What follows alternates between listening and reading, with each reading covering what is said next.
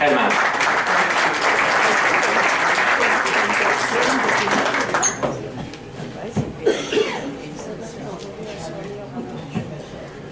All right, thank you, everybody. Farsi am kheli khub neest, so I'm going to speak in English. I hope you don't mind. I just had my wife had our first child, so I've slept about 2 hours in the past 2 weeks. You can't see it from there. I've got giant bags under my eyes. But I wanted to come here.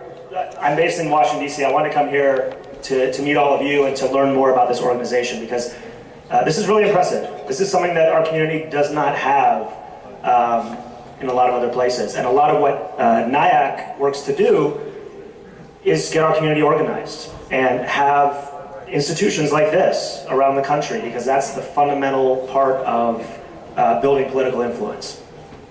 So, all right, so I've got this nice PowerPoint presentation. We're going to awkwardly try to coordinate going through it. Let me quickly tell you about myself. So I am the Executive Director of NIAC Action, and I am the Vice President for Policy of NIAC. Now that's very confusing. NIAC is technically two organizations. We'll get into that in the future. Oh, great. So we'll get into that a little bit more. But yeah, so let's just get right into it. So what we're going to talk about tonight is how do we build political influence for the Iranian-American community.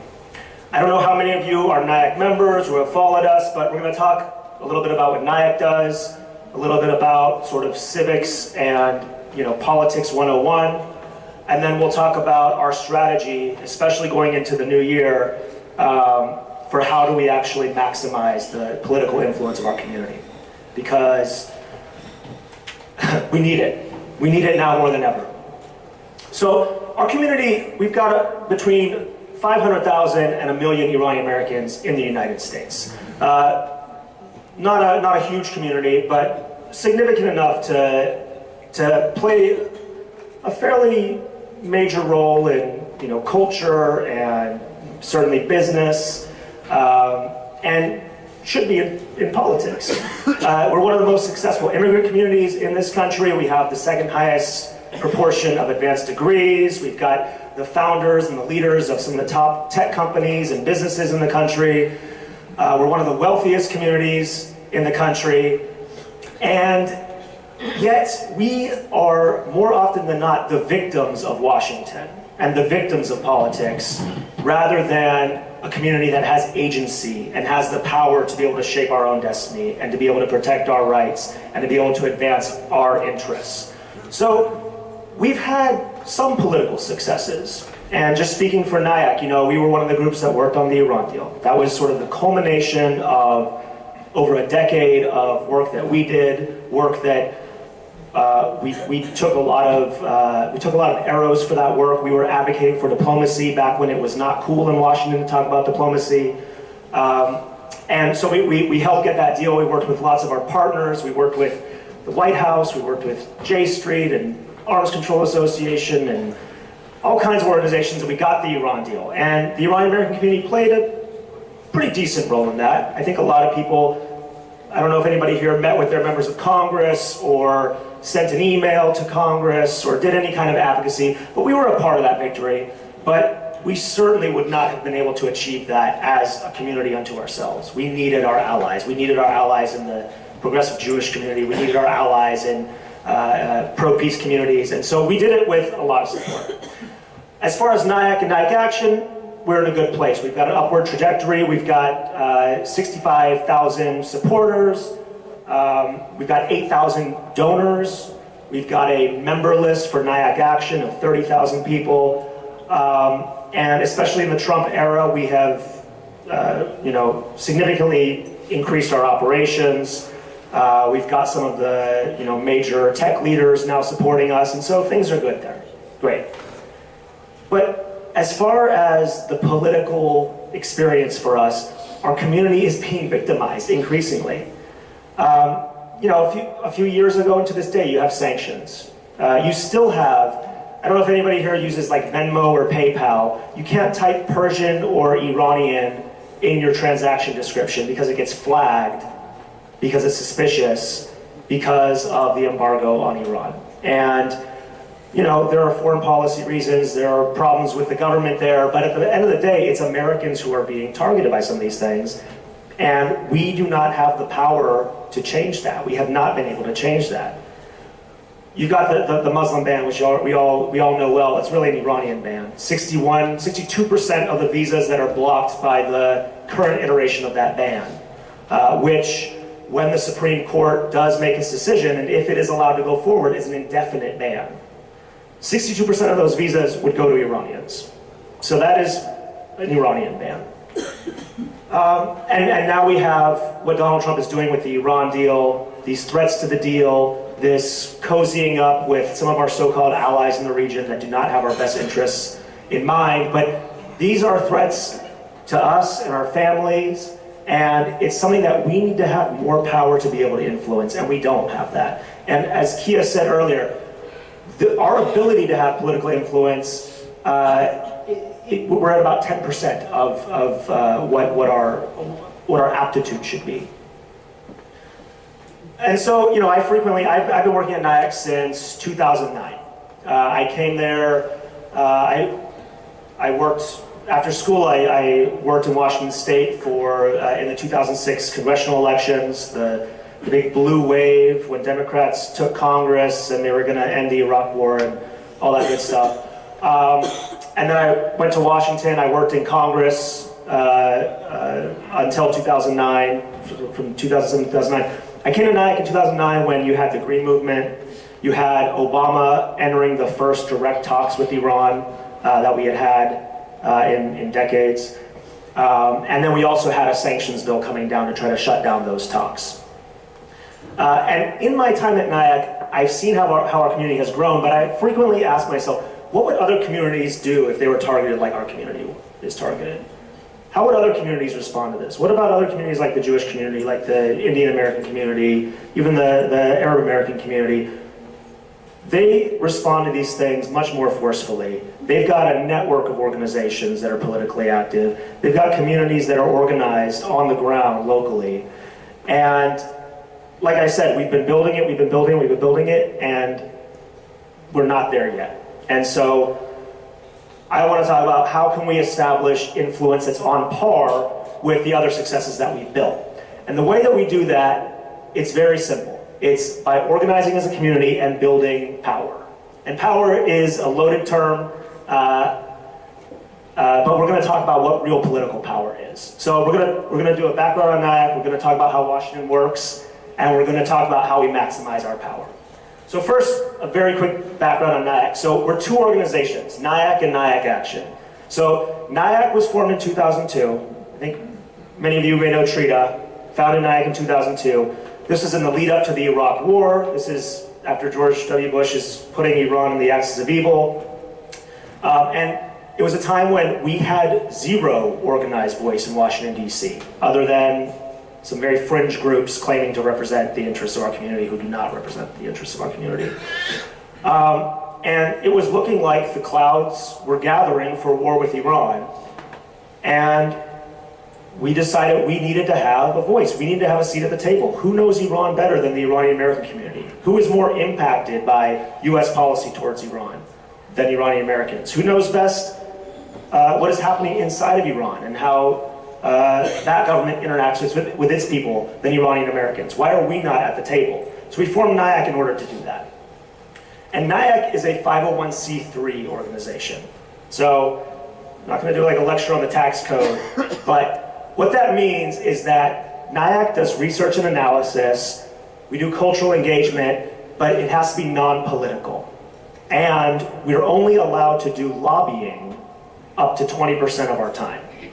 So what that means, though, is that it's a nonprofit. The donations are tax exempt, but we have real limitations on what we're able to do. We can tell people go out and vote, we can get people registered to vote, but we're not allowed to tell people who they should vote for.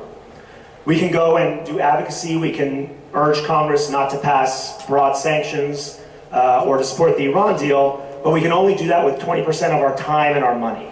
And that, if we can't pass that cap. So that's why in 2015, on the eve of the Iran deal and this battle that was going to come in Congress, we formed NIAC Action, which is a 501c4.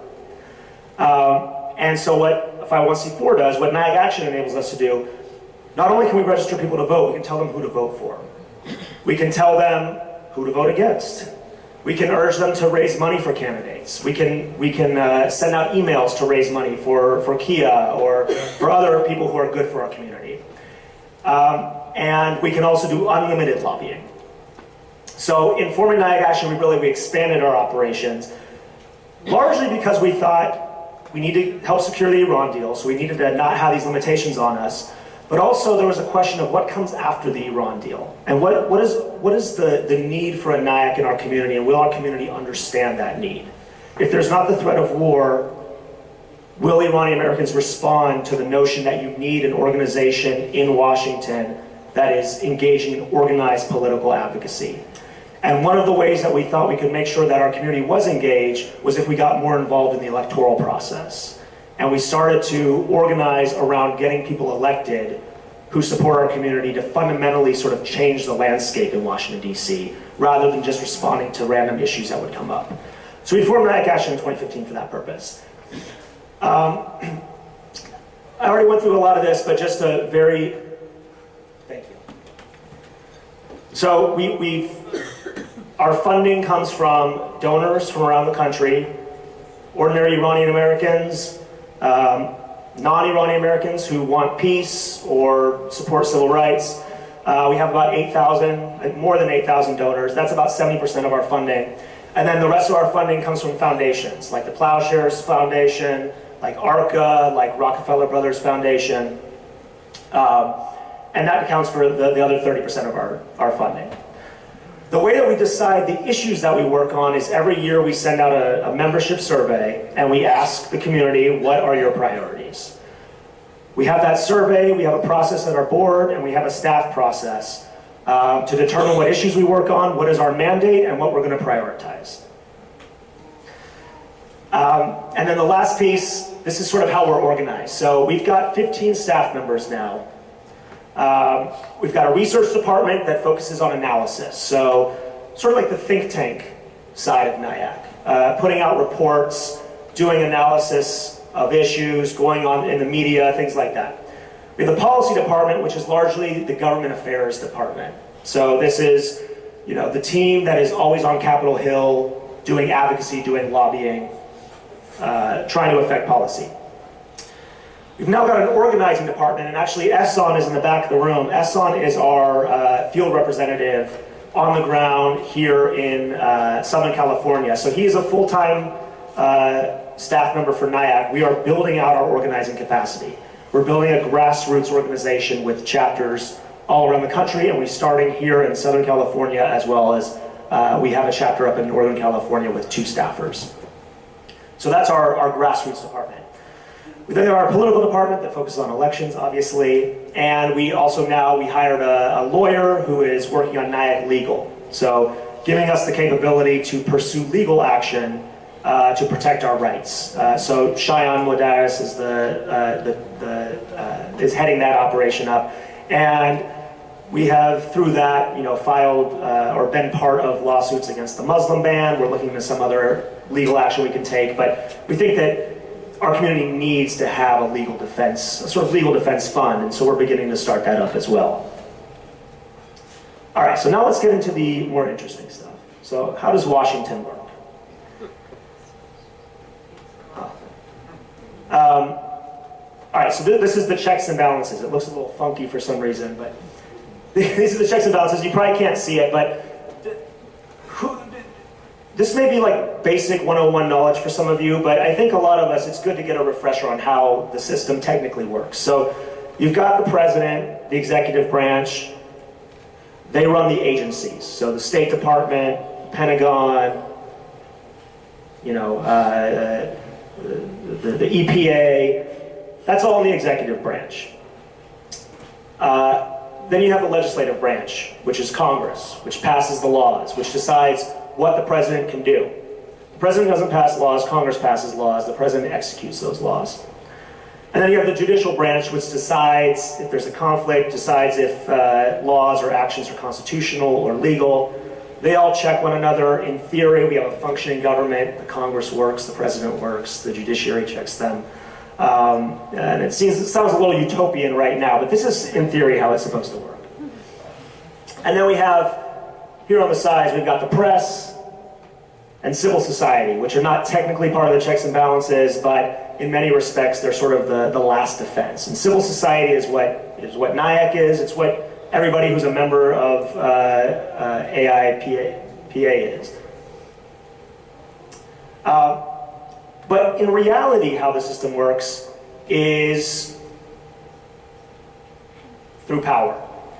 So what motivates decisions? You've got the world as it should be, the world that we all want to pretend that we live in, where decisions by politicians are based on compassion, they're based on justice, and above all, they're based on whoever has the best argument wins. And so a lot of times we'll do meetings with lawmakers, and we'll have a group come in maybe for the first time of Iranian-Americans from the local district, and folks will want to talk about the latest New York Times article about Iran, or the latest report about why the nuclear deal is working, or some other winning argument that should be convincing to anybody who's just using logic in order to make their decisions. And they do a cost-benefit analysis, they process it, the best argument wins. But in reality, in the world as it is, decisions are motivated by self-interest, by power, and the most powerful party in Washington, 9 times out of 10, 10 times out of 10, the most powerful party wins. Now, when we talk about power, power is not a scary term. Doesn't mean fascism or dictatorships or an abuse of power. It comes from a Latin word that simply means to be able to be able to shape your destiny, to have the ability to do something. That's all power is. So that's all we're talking about. And in politics, power comes from 2 sources: organized money and organized people. So for organized money, and that's as simple as it is. It's not very complicated. It's a game with rules, and these are the 2 sources of leverage you have to build power. So organized money, we're talking about PACs, political action committees. They donate to candidates, they support their elections. Super PACs, which are able to raise unlimited funds in order to support candidates, but they can't actually coordinate with candidates. You've also got private corporations, and then you also have individuals who can donate money. But the key is organize. So an individual donating money on their own is not organized money. That's just a person donating money. But if it's organized, if you're doing it as a group, that is organized money, that is a form of power.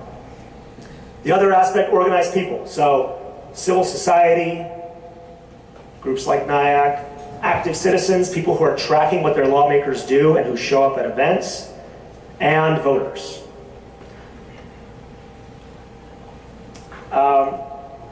Let's just go through this here. So, how do people feel about the civics lesson? Does anybody know how many members of Congress we have in this country? 400. All right, this is a smart audience, so we can skip that part. All right, so I think that there's a sense sort of that like Washington is totally corrupt, and I mean I'm sort of contributing to that with my definition of how people make their decisions. But the reality is that a lot of members of Congress, they do come in with some sort of value, some passion they have, some issue that they care about. Hopefully a whole set of issues they care about. They're not just there to come in and serve corporate interests and then leave and become lobbyists. They do care about specific issues. And so when they're making a decision, the first thing that they think about is, what do they care about? What do they want to do? What is that issue that is of interest to them? And so is this an issue? So like with the Iran deal, you had a lot of lawmakers who probably didn't care so much about Iran until they actually had to they had to vote on the Iran deal. But up until then, it wasn't something that they actually cared about. They choose what they care about, and then they have to go through what are their constraints. So if a lawmaker says, I want to support lifting the embargo with Iran, that's what I'm passionate about. I have a Iranian-American constituency. I hear about how the embargo makes it difficult to interact with Iran, with family, to deal with inheritance, to deal with all these other issues of discrimination. I care about this issue. Then they have to go to, okay, what are my constraints? What are my voters going to say about this? What are my donors going to say about this? And then what's the party going to say about this? Because the party donates a lot of money to these candidates, and a lot of times if a candidate doesn't care about the issue, they just vote with what the party tells them to do. There's not a lot of, these guys are working on like 30 different issues at once. If it's some obscure issue, they just vote the way the party does. But if they care about it, they actually will try to figure out, okay, how can I get by doing this and still have enough voters, have enough donors, and potentially have to sacrifice the party or sacrifice one of these things and still be able to emerge and win my election next year. So the way that NIAC, the way that we impact those decisions is, every single day we're on the Hill doing meetings, building relationships. We also were doing detailed analysis of legislation. So, it seems like every week there's something that they try to slip into legislation that is potentially a poison pill for the Iran deal or has implications for the civil rights of our community. A good example is HR 158. HR 158, the visa waiver law, this law that passed in 2015, which said that if you're a dual national of Iran, you're not able to travel to the United States without getting a visa. You can't go through the visa waiver program. That was slipped into legislation, and nobody knew about it. Nobody was paying attention, but you've got groups like us who that's our job. We have to track those things. We monitor those things closely. And when we find these things out, we make sure that our constituents know about it, we get into action, and we make sure that these things don't pass without opposition. But nationwide, what we're trying to do is build power. So organize money and organize people to affect those constraints, to affect how many votes they can get, to affect their donors, and in some cases, if we're talking about dealing with the parties, affecting those parties. And so in order to do that, we do these constituent meetings. So we do local meetings with lawmakers. We go to town halls. I don't know if anybody has shown up to a town hall, but that's a demonstration of power. And it's not necessarily what you go and you say at the town hall. It's not necessarily what you say at the meeting. I mean, it kind of is. But the most important thing is you're showing that we are an organized group. We managed to get 5, 10 people to this meeting who know what they're talking about, they're professional, and we are part of an organization. And what that shows is that when it comes to election day or it comes to any time they need support from people, we command that power. We have that network. We have that ability to leverage that. So that's what all those actions are.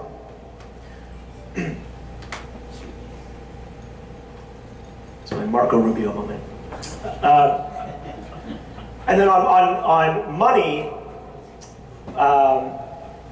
what we're really talking about is supporting candidates. So harnessing this community's immense resources in an organized way to actually back candidates that will listen to us and will work with us. Many lawmakers in San Diego, I'm sure you probably know, I'm sure people in this room know their local members of Congress. They are on the wrong side of our issues. I don't know if anybody knows Juan Vargas. Major opponent of the Iran deal. Any opportunity to escalate tensions with Iran, he supports, and he supports passionately. And he represents enough Iranian Americans that he should have to think twice about those things. He shouldn't be able to go into a Foreign Affairs Committee hearing and celebrate new sanctions or be one of the very few Democrats who speak out against the Iran deal. He should have those constraints. He should be able to. He should have to say, okay, this is how many Iranian American voters I have who care about this deal or who care about preventing war with Iran. This is how many donors I have who care about these things. I am too politically constrained. I got to vote with my party on the Iran deal, and I need to shut up about, you know, escalating tensions with Iran instead of celebrating it.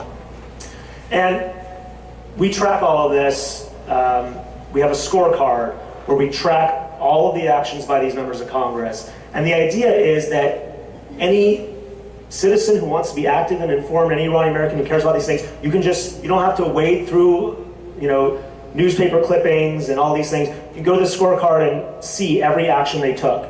Did they vote to support the Iran deal? Did they support the legislation to repeal the Muslim ban?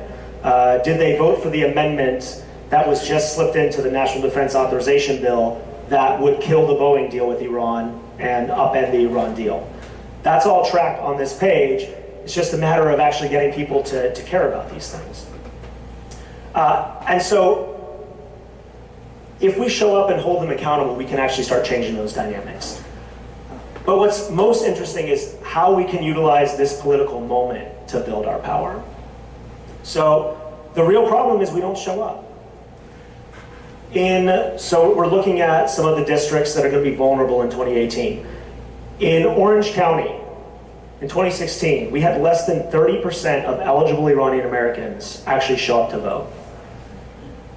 Nobody's going to listen to a community that, you know, probably isn't voting in a united way on the issues, but more importantly, isn't even showing up to vote.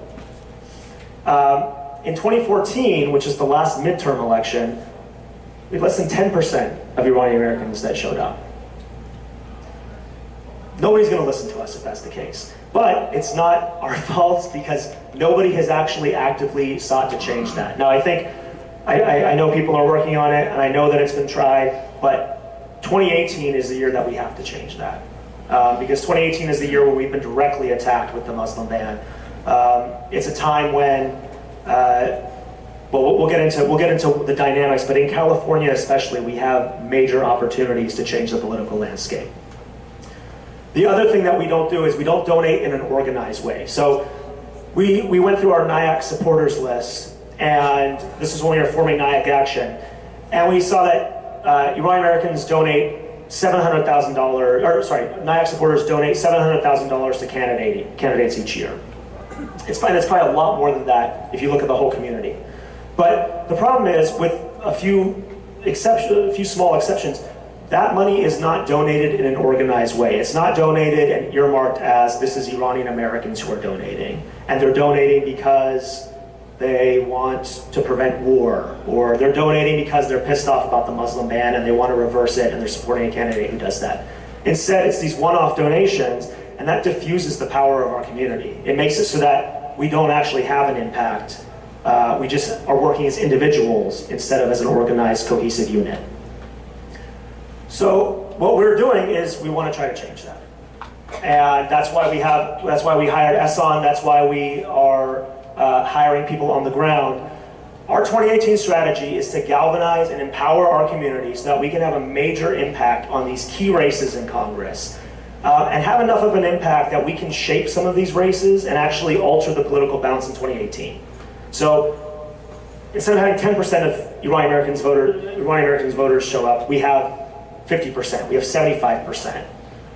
Candidates that actually take the risk of coming out and saying they oppose what Trump is doing with Iran. They oppose, you know, the cozying up with Saudi Arabia with the strategy for the region. They oppose lawmakers who support the Muslim ban.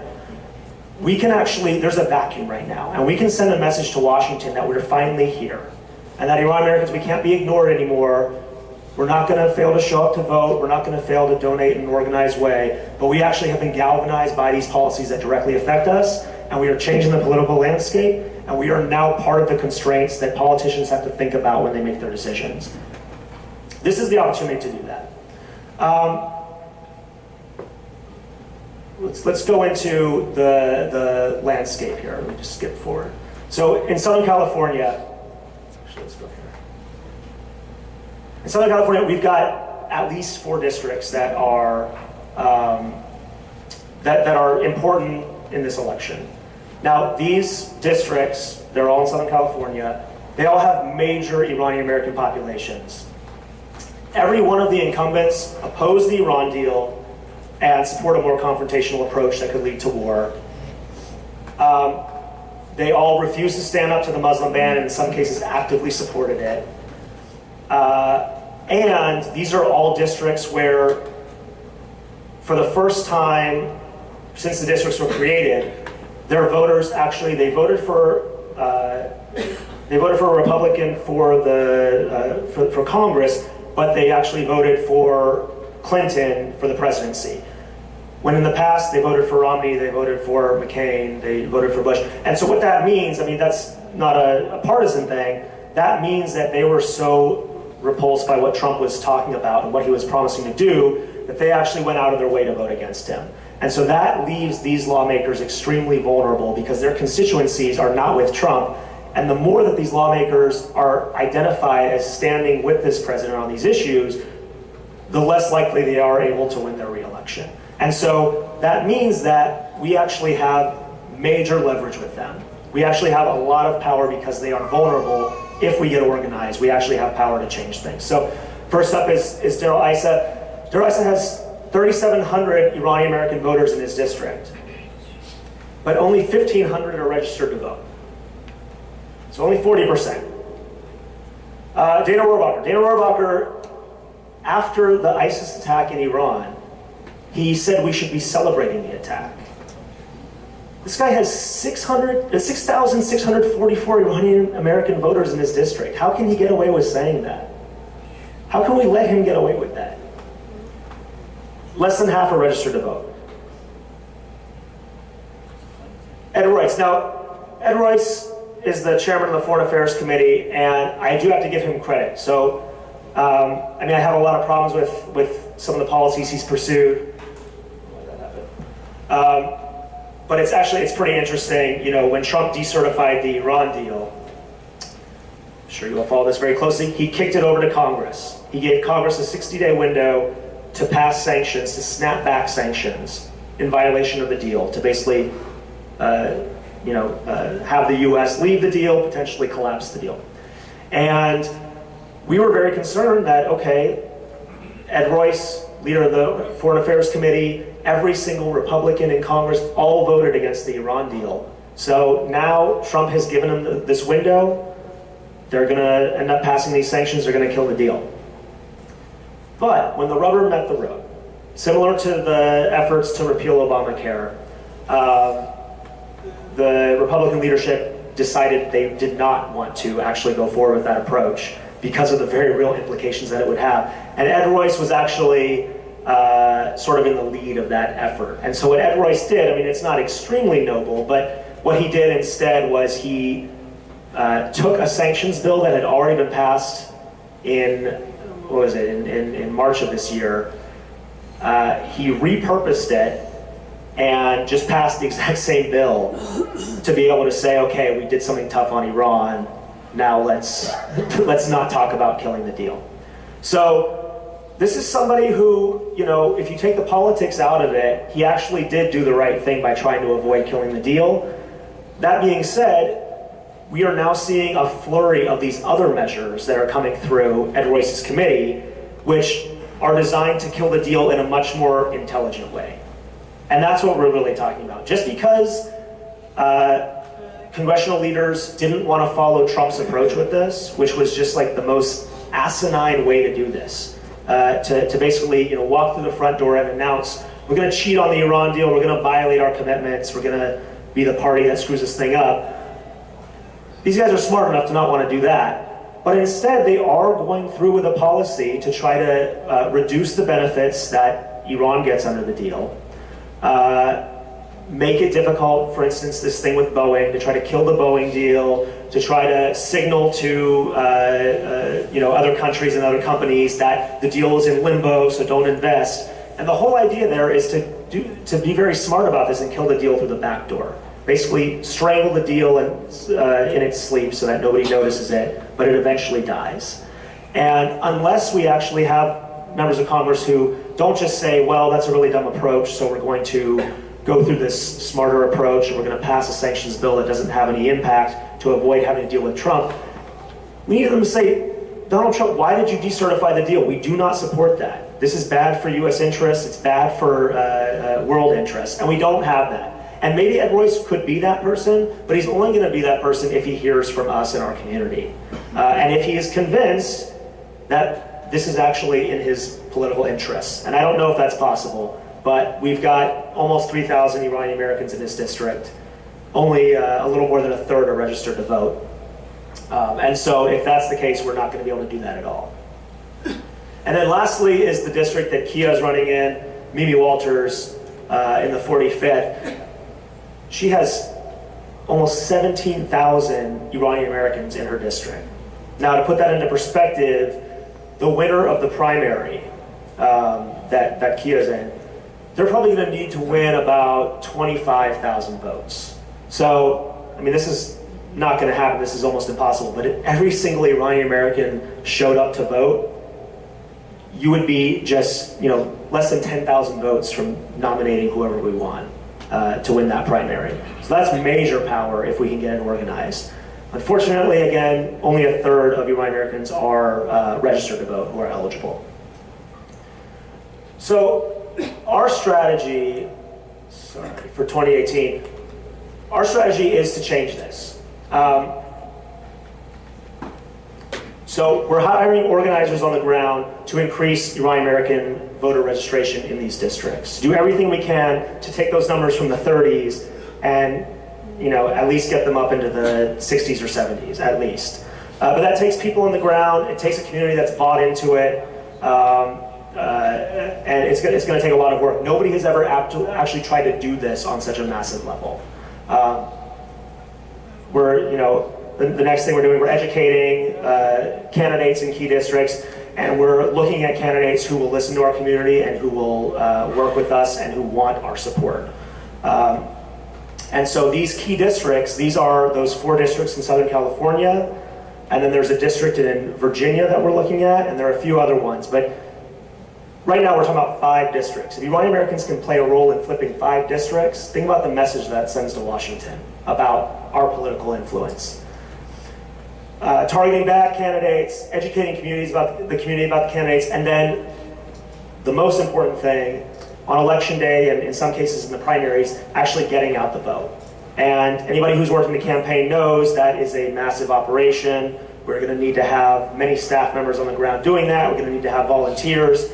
But again, it's totally doable. There's a vacuum here. And so we're looking to fill that vacuum. So what can you do? So I think many people have come up to me and said that they get my emails. I don't know if that's a good thing or a bad thing. I hope you read them. But often we send out action alerts, and this is like the lowest level of a tactic you can use to build political influence. So these action alerts, it's an email, or it's a letter, or it's a phone call to these members of Congress, and letters to the editor, which letters to the editor are extremely important because every single member of Congress they may not, you have some lawmakers who won't read anything, but they every day read their press clips. When was I referenced in my local paper, by a journalist or by a voter? That's what they care about. That's what they're paying most attention to. So those letters to the editor are important. But so these action alerts, that's like the top level of things that we can do to build political influence.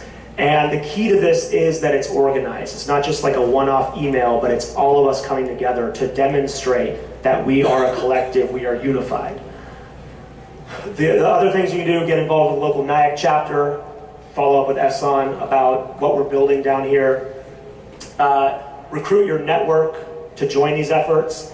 This is so crucial. I mean, I think the real difficulty for NIAC, I hope this is not the elephant in the room, but there have been so many attacks and smears against us for what we've been doing for the past decade. And what it's done is it's divided our community. And when we talk about building power, power is cohesion, it's operating together.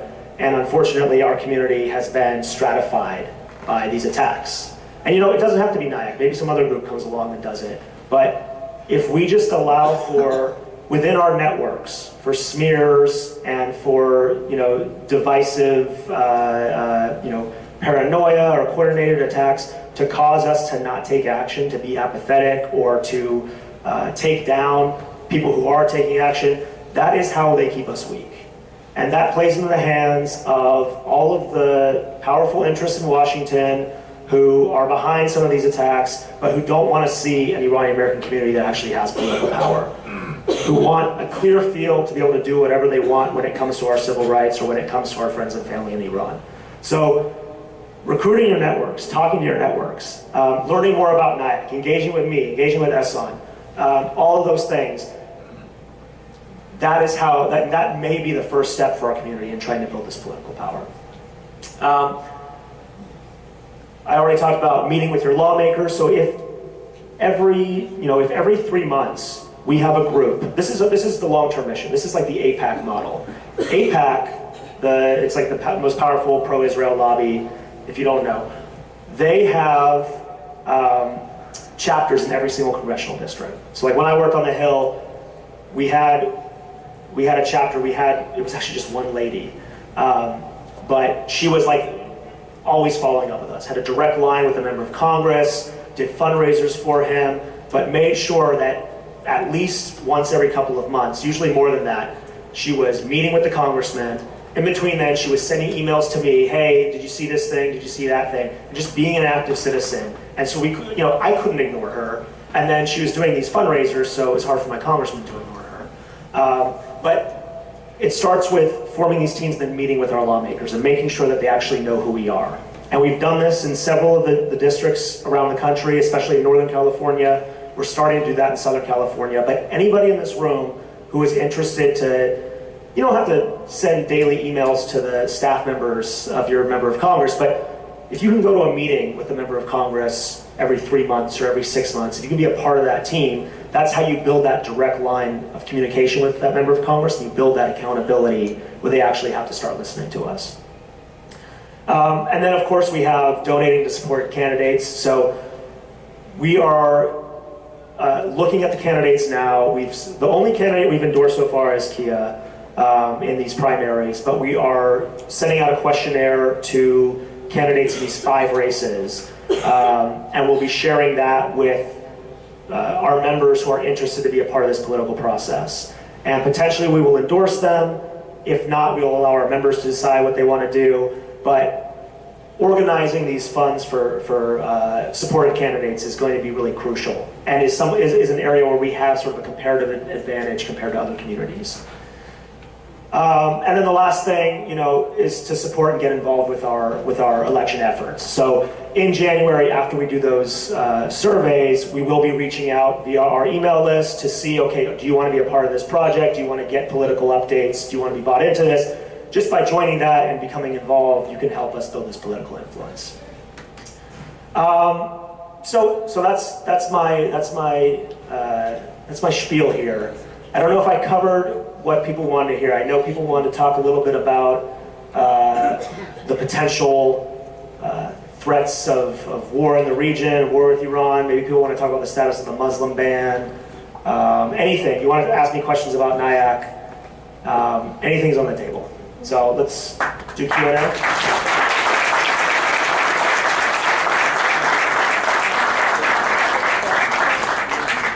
If you don't mind, could you touch on the possibility of the war with the, in the Middle East with Saudis or whatever? So there was, it's funny, the Saudis are, they're not failing to miss any opportunity to screw up this giant opportunity they have with this president who is totally bought into their idea for the region. The kidnapping of Hariri is totally backfiring. It's unavoidable on Capitol Hill. You actually had a hearing this morning about that, which a few years ago was unthinkable. And it's particularly interesting because the Saudis, they spend at least $20 million a year on lobbying, which outstripes almost anybody else in Washington. I was reading an article, like Google spends $7 million. Saudis spend $20 million on lobbying, and yet, you had this hearing today. You had a vote in Congress, you had Ro Khanna and a number of other members of Congress who tried to force a vote to cut off funding for the Saudi war in Yemen. And so, as much as Trump is just taking the Saudi line for the region, hook, line, and sinker, and buying into this idea of a proxy war with Iran and escalating tensions to try to rein in Iran, I think a lot of that is backfiring on the Hill, and there's an opportunity to build pressure against that.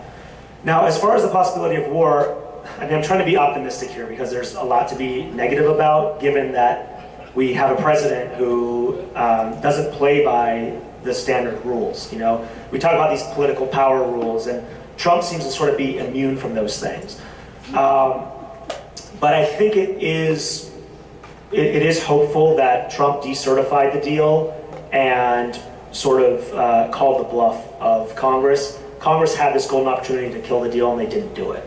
The deal is our best defense against a war with Iran. You now have every single Democrat, except for a few, who will refuse to sign on to any legislation, will refuse to support any policy by the president that violates the Iran deal. And if you compare that to just a few years ago, when any opportunity to bash Iran, to pass sanctions, to do something to stick the US finger in the eye of Iran, was like a, you know, just passed like a hot knife through butter. And now you actually have lawmakers saying, hold on, does this violate the deal? That's very big, and that gives us some political leverage to stop these things. But all that being said, Trump has the ability, you know, there's plenty of things he can do throughout the region to escalate, but he also has the ability to just unilaterally kill the deal himself. And so the next deadline, it's actually mid-December for him to waive sanctions. And if he doesn't waive those sanctions, the sanctions go back into place, the United States exits the deal, and then it's just a question of what Iran does and what the Europeans do. I'm confident that I'm not confident the Europeans will stand up, but everything the Europeans are doing now indicates that they will fight this, and they will try to salvage the deal if the US leaves it. But, you know, it's tough to stand up to the United States when the rubber meets the road. So I don't know what's going to happen there either. So yeah, so there's a lot to be concerned about. And like I was saying, the best way that we can counter this is to actually be active, because otherwise people aren't paying enough attention to it on the Hill, in the media, anywhere else. And that's the only way we can actually stop this now. I think there's no desire for war among the American people, but you see some of the things that the Trump administration is doing. They're trying to set this narrative up. So they released these documents that were retrieved from the Bin Laden compound, and there was nothing new in these documents. Most of the documents had been released. They released some additional information, but they used that to try to build up this case that Iran is in line with Al Qaeda, which is exactly what we saw with Saddam in Iraq. They also, sort of below the radar, the administration has instructed the Justice Department to try to highlight cases of Iranian nationals being prosecuted.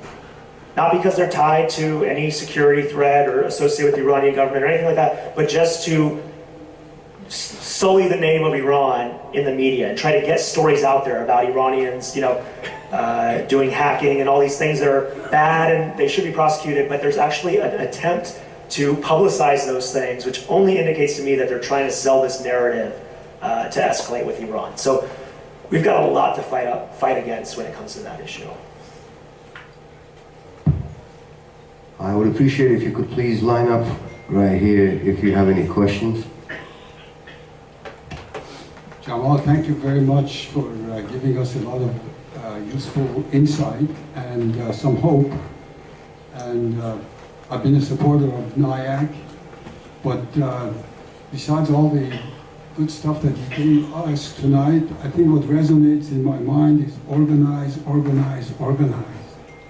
And in order to organize, I'm glad that you're here tonight. I'm glad that you mentioned Ehsan is going to be available. So let's get organized. And these 5 districts are very important districts. We could perhaps flip them. Doesn't mean that we have to have an Iranian candidate. Of course, we're going to support Kia, but there are good candidates who are going to be running, and we can support them. So I'd like to start this movement tonight with your leadership and Ehsan. Let's ask for some volunteers to come. I'm willing to help. I'm a retired person.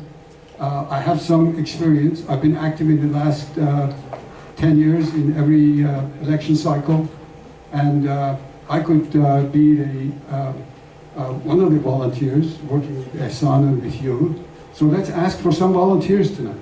Thank you.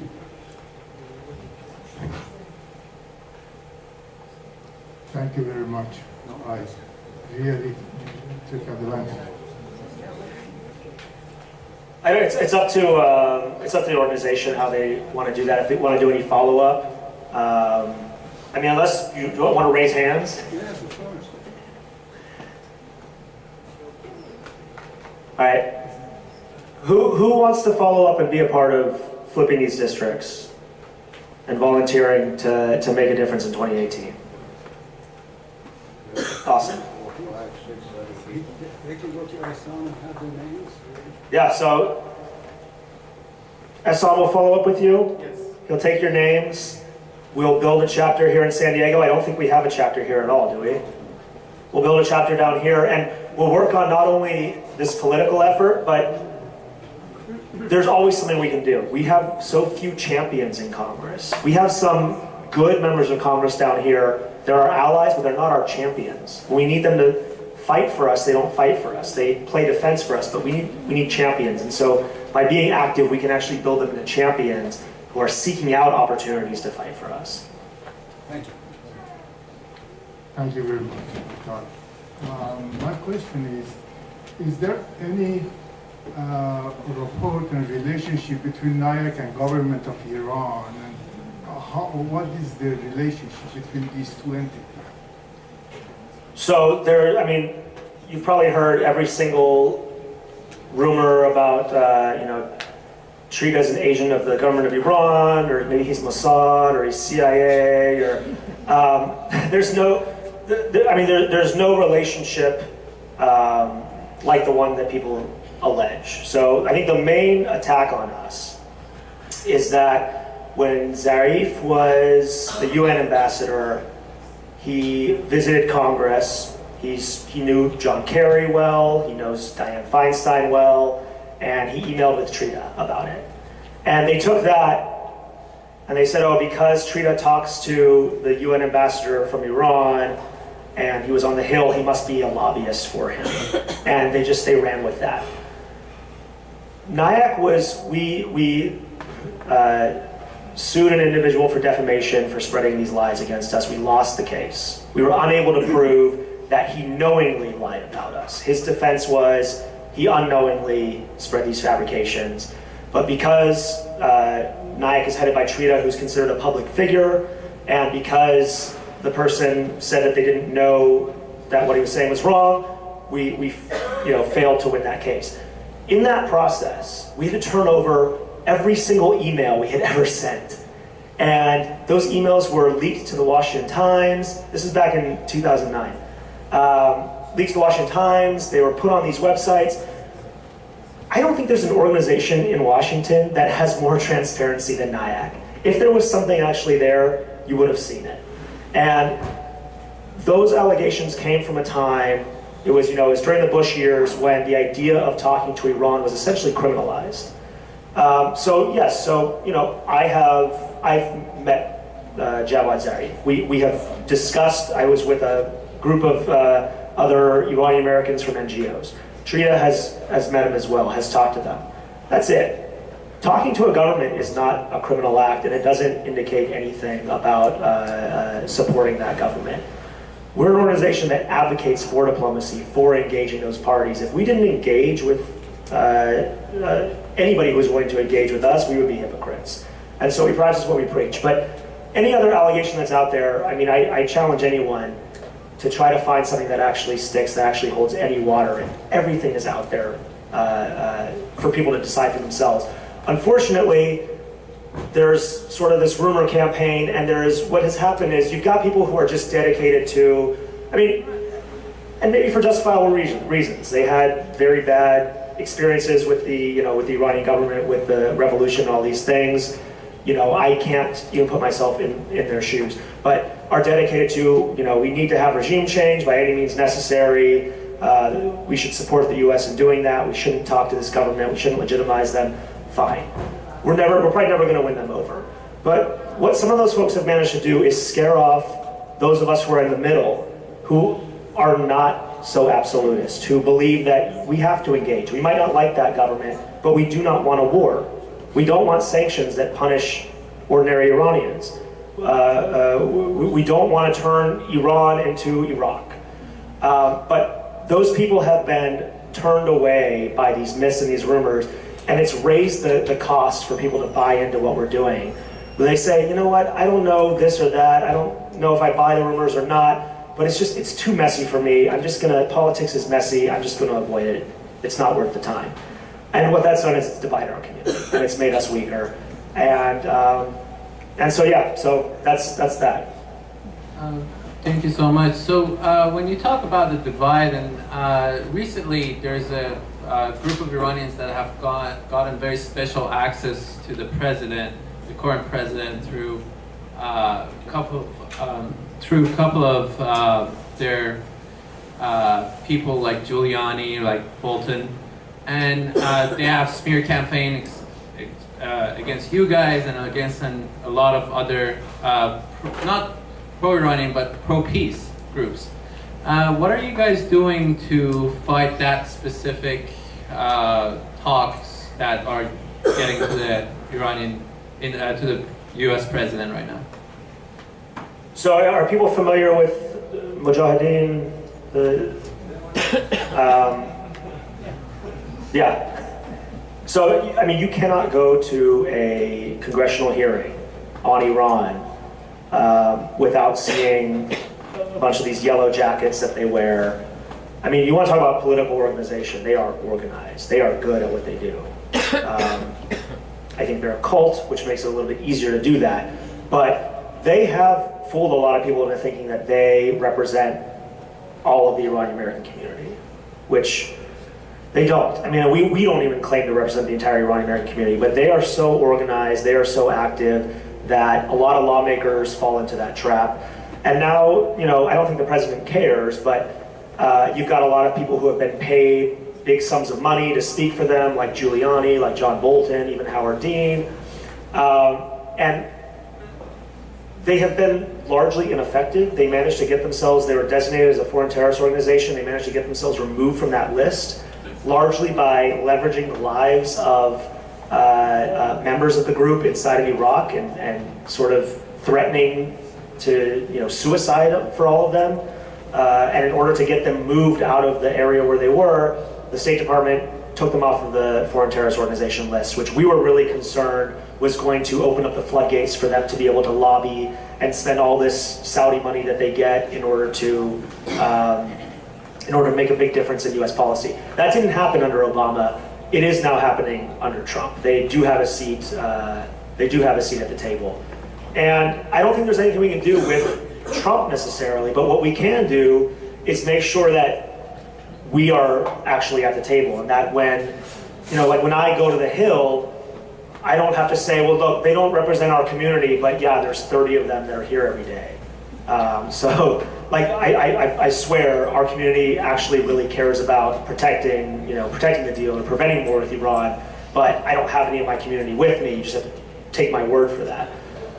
So what we've done is we have our annual conference. We make sure we bring 200 people to the Capitol Hill so that Iranian Americans who don't have the ability to just sit around Capitol Hill all day, every day of the week, actually come in and meet their members of Congress. Being on the ground, organizing within the community, getting Iranian Americans to talk within their networks and diffuse these nasty rumors. At the end of the day, that's the only way we can combat that. It's by building this real power and really by calling their bluff. Because I don't think we're ever going to have the money to compete with that group, but we can take away their legitimacy. And what's important there is that when I talk about like the Saudis spending $20 million on their lobbying campaign, the reason it doesn't, I mean, it's been somewhat effective, but the reason it hasn't actually worked is because there's no constituency. There's no grassroots, Saudi American group that sympathizes with that government. and sympathize with what that government wants to do. So without having those constituents, there's only so much that just spending money on lobbyists can actually do. But what we have is a constituency that doesn't want a war. And it's a complicated constituency because we don't support the Iranian government, but we do support the Iranian people, we do support peace, and we can actually demonstrate that we are out there, we are voters, we're active citizens, and we care about these things. And that's the only way that we can combat that. آقای عبدی خیلی خوش آمدید سندیگو و من با قسمت تقریبا 90% حرفای شما خیلی موافقم که من از اولین کسایی بودم که خودم به نایاک جوین کردم. Anybody doesn't know Marcy? Oh, you don't know Marcy? Okay, in Spanish, no. Okay. Yeah, okay, welcome to San Diego, and I agree with 90% of what you said about unity and the need for Iranian community now is almost 1 million people, and yes, we have had big success in technology, in higher education, all of those things, but we don't have any political voice, which is needed for every group, because everybody that has learned anything about American politics knows that American politics is ethnic, is racial, you know, and many other things. So we have to be fending for ourselves. And we have to have a direct voice. We cannot just rely on others to push for our interest. But you forgot something. This NIAC, although I said I was one of the first members in San Diego, when Tarita Parsi came here 9 years ago, you know, he talked to me, maybe he talked to me because I teach politics. Maybe, I don't know. But they told him, don't talk to me. He came and talked to me. And I joined them. I joined NIAC, okay? And at that time was, you know, talk about war and a whole bunch of stuff going on. And the main thing is that what's the problem with NIAC is, and I see it everywhere I go, Iranian community and politicians. I know Juan Vargas, okay? They're right here in South Bay, okay? Yeah, because Juan Vargas, as you said, Mujahideen go there and tell them NIAC is, you know, extension of Islamic Republic. And the reason, and the same thing with Bob Finner was in Congress, you know, and he became mayor of San Diego. I've talked to Bob Finner many times before he became mayor and after. Okay, so the main thing is that NIAC doesn't do anything about human rights in Iran. You never have anniversary of the 6,000 people died in those prisons in the 1360 and 1367. Qat'ai Zanjiri, the chain killing of all those, you know, poets, writers. Never we hear anything about from what the Iranian government does to his own people by NIAC. As long as NIAC doesn't do anything, I cannot defend NIAC. I go places, I cannot defend NIAC. But look, that's... No, but one question is what NIAC can do. See, I understand. Where does this notion come that we don't do anything to support human rights? The UN Special Rapporteur on Human Rights, we were the ones working on the Senate. We worked with Senator Levin to get 32 members of the Senate to sign a letter calling for the UN to appoint a Special Rapporteur for human rights on Iran. Now, look, maybe we don't have the resources to, we issue lots of statements condemning the Iranian government for their human rights abuses. And maybe that feels good. But I don't think it actually has much of an impact, unfortunately. What we are interested in is doing things that actually can have an impact on improving human rights. I mentioned that, you know, meeting Zarif, we delivered a letter from a major human rights organization directly to Zarif, highlighting some critical issues to address human rights. We will not hesitate ever to condemn the Iranian government's human rights abuses. There's never a conversation in the office, oh, what if this upsets the Iranian government? We don't care. We will condemn them until we lose our voices. But the question is, how do we actually improve human rights? And if you have ideas, we are all ears. We will certainly pursue those things. If we think from here we can actually have an impact, other than just, you know, beating our chests, we will 100% take those actions. And so I encourage you to, yeah, contact us about that. Push us on that. If you have ideas, tell us about that. You know, but we're about action. We're not about moral victories. We want real victories. We want to really improve the human rights situation. And maybe you disagree with the way that we've gone about that, but that's a matter of disagreeing with our actions. It shouldn't be a questioning of our intent, because our intent is, you know, human rights is one of the top issues that we have in our priorities list. We unfortunately have a lot of priorities right now, but we've never hesitated to condemn the Iranian government for those things.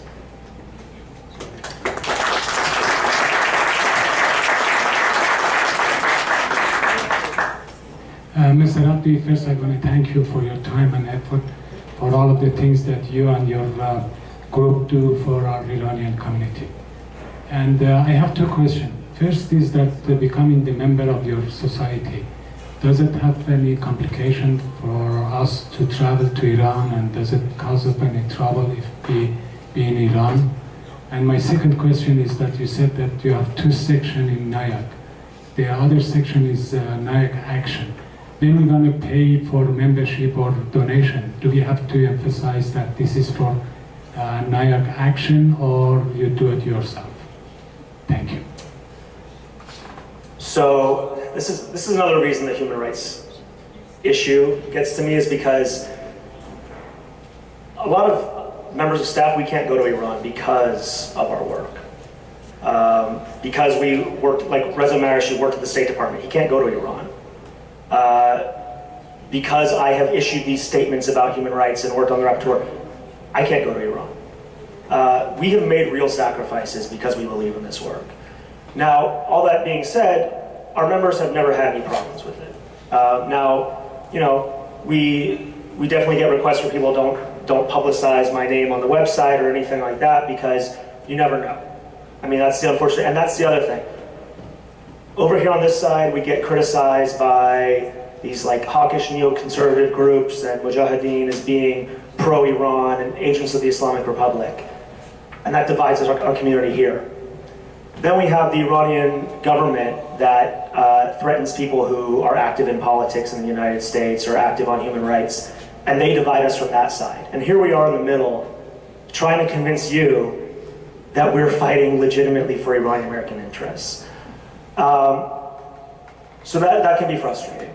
But I'll tell you, I mean, our members have never had any problems. There's never been any episode. Staff tends not to go. We have had staff that has gone. When they go, we take their names off of our website. That's the sad truth.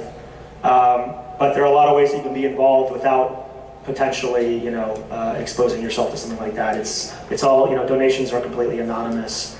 Your support can be under the radar of the Iranian authorities. As far as, and you know, and that's a tough thing to say. You know, I try to sugarcoat it a little bit because I don't want people to say, well, I don't want to get involved because I like to travel to Iran. But that's, you know, that's as good as I can say on that. And then as far as the donations, so the C3, NIAC, two different websites, niaccouncil.org, niacaction.org, and yeah, just whichever website you go to, when you go to donate, it'll specify which one you want to donate to. The thing about NIAC Action, because we're a political organization, it's not tax deductible. So if you want a tax deductible donation, donate to the C3. If you want to donate to the C4, those are funds we can use for unlimited purposes. So they're sort of a little bit more valuable to us, but I know a lot of corporations match donations, but they only will do that for the C3. So in that case, go the C3 route for the tax deductible option. Thank you for great presentation. Let's concentrate on local politics, which really is impacting our life here. A lot of Iranian Americans, they live in these districts, but they vote for candidates that they are really implementing plans against them. I'm talking about Republican Party, Democratic Party.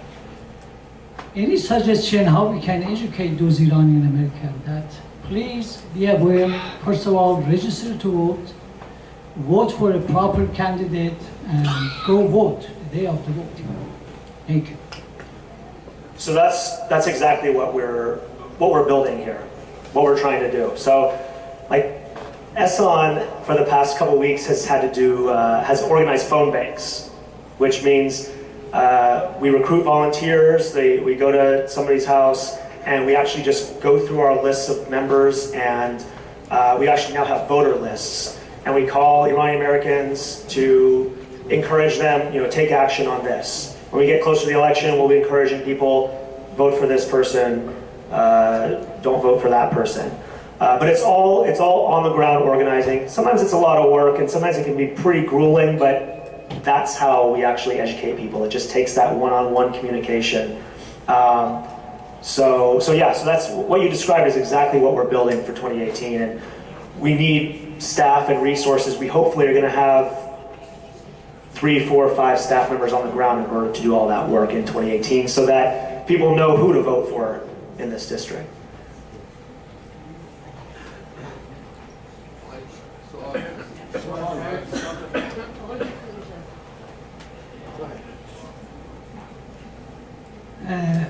I am فریدون جبری و من از چندین سال است که با فعالیت‌های شما در نیاک آشنا هستم و از صحبت خیلی امروز شما و خیلی و very powerful presentation.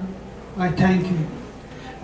I see only 2 points in having the Iranians more involved in political issues. One is that I am sure you know as well that there are many Iranians that actually are not so against Trump as such, and they think or they hope that would be a way to change the Iranian regime. The second problem I see is the two organizations that we have, NIAC and PIA. I mean, considering that we have very, very limited resources, especially in your dealing with the Congress. So both of you have to separately build your contact. And I think that is also something that problem for the Iranian community. So my question was, do you see any chances that these 2 organizations come together? Thank you. Thank you. There are more organizations than that, but PIA is the only other group that's doing lobbying and doing political activities. We've worked more and more together. I mean, I go to meetings with Morad from PIA on the Hill. We have teamed up on a number of initiatives. As far as anything beyond that, I don't think that there's anything in the cards. I think we probably, as a community, should have the resources to be able to have multiple organizations that do this. Certainly other communities do. But yeah, I think especially in the Trump era, we have worked together with those organizations more and more. So, we're regularly doing things with PIA, PARS, IABA, all of these groups, and everybody brings something new to the table. PIA has people who support PIA and not NIAC. NIAC has people who support NIAC and not PIA.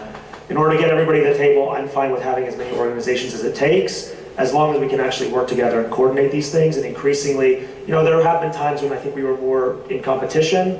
Now we are working together. It was PIA who introduced me to Kia. So I think that's as far as it's going to go for now. If there's any big plan for anything more than that, some sort of coordinating council, I think a lot of people have talked about things like that. There's nothing in the cards right now, but who knows? Thank you very much for your very good presentation. I had a very simple question. You very well explained that the power is coming from two sources: organized money and organized people. And I mean, in my point of view, I mean, you have done your work very well in Capitol Hill in DC, and you have a very good group over there. And I was in New Jersey, and I was observing your actions.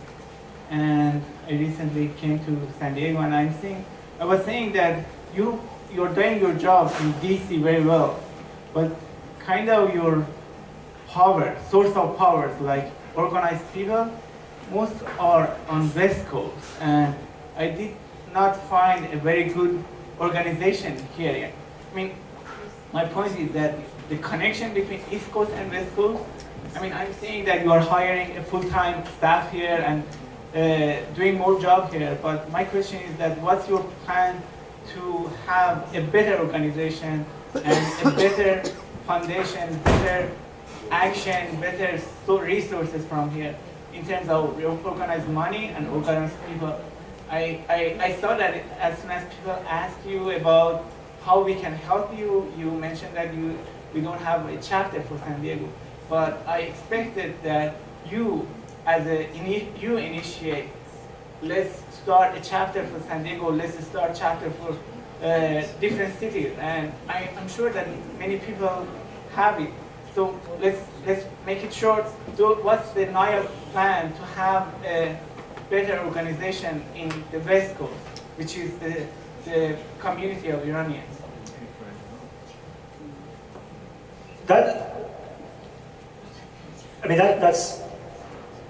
Maybe I don't quite understand. That's what we kind of recognize. Like, we recognize that we can't be a grassroots organization if we have no presence in the community, on the ground. I mean, there's a large community in the DC metro region, but come on, Southern California is the hub. Northern California is the other hub. So that's why we've got 15 staff, 3 of them are now on the West Coast. If we can actually raise the funds, we can increase that number, we can have a more permanent presence.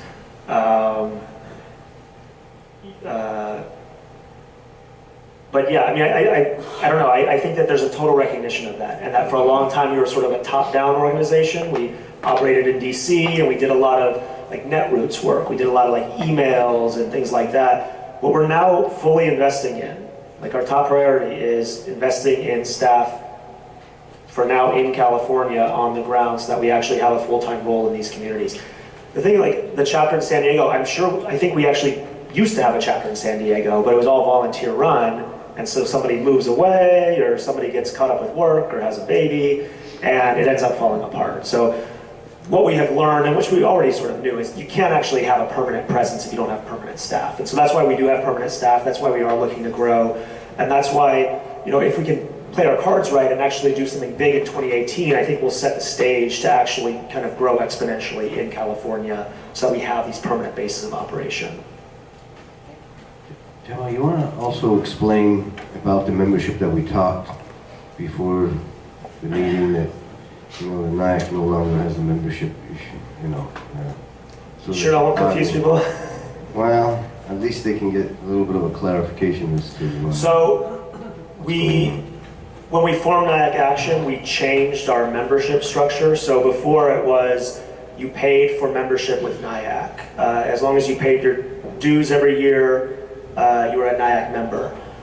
We switched that to just making it so that NIAC Action has membership and NIAC has supporters. And a NIAC supporter, you don't need to donate, you just need to basically be on our email list, be engaged with the organization.